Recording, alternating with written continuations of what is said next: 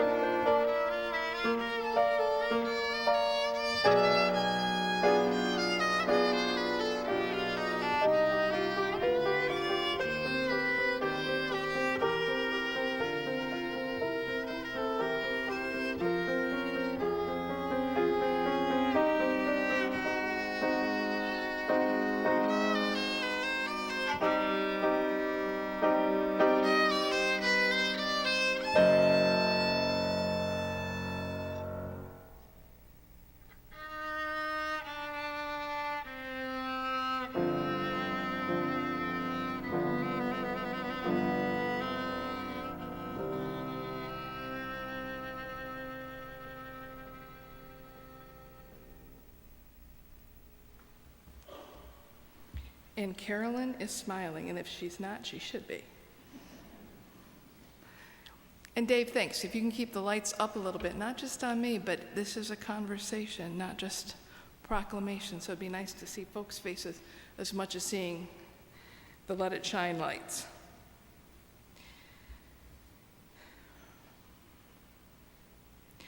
My dear fellow clergymen, writes Dr. King, while confined here in the Birmingham City Jail, I came across your recent statement calling my present activities unwise and untimely. Seldom do I pause to answer criticism of my work and ideas.